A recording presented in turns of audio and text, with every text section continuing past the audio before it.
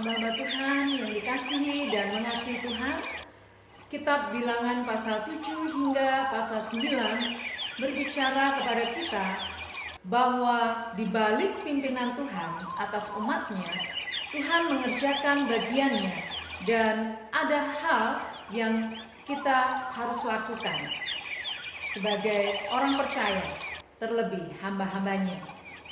Bilangan 9 ayat 15 sampai ayat 18 berkata, pada hari didirikan kemah suci, maka awan itu menutupi kemah suci, kemah hukum Allah. Pada waktu malam sampai pagi, awan itu ada di atas kemah suci, kelihatan seperti api. Bilangan 9 ayat 16, demikianlah selalu terjadi, awan itu menutupi kemah dan pada waktu malam kelihatan seperti api.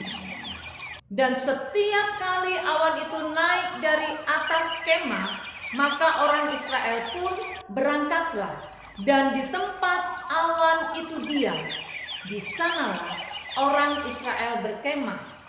Atas titah Tuhan, orang Israel berangkat, dan atas titah Tuhan juga mereka berkemah.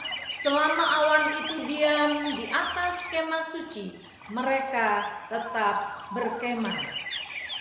Nah, hamba-hamba Tuhan yang dikasihi Tuhan, ada 3 kebenaran di balik pimpinan Tuhan atas umatnya. Yang pertama, kita perlu kekudusan dan pengurapan Tuhan.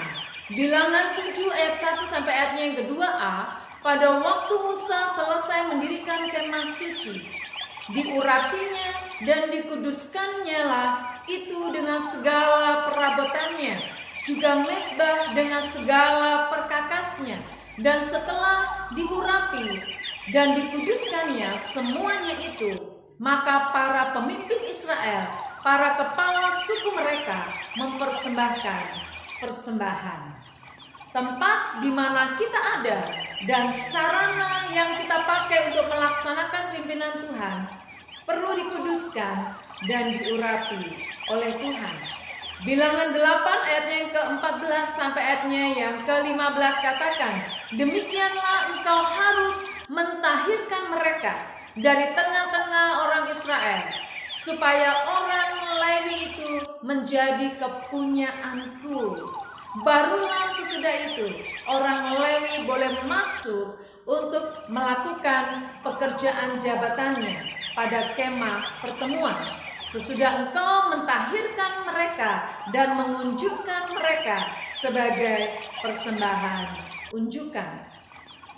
Kita perlu kekudusan, kita perlu dikuduskan dan diurapi Tuhan.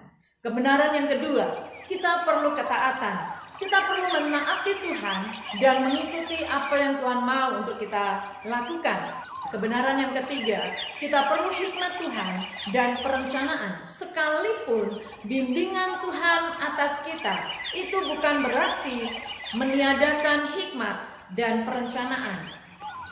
Janji Allah secara nyata dan ajaib untuk menuntun bangsa Israel, janji yang sama masih berlaku bagi kita juga, orang percaya dan hamba-hambanya saat ini melalui firman-Nya dan Roh Kudus-Nya. Akuilah Dia dalam segala laku kita, maka Tuhan akan meluruskan jalan-jalan kita. Amsal 3 ayat ke-6. Tuhan Yesus memberkati kita semuanya. Amin.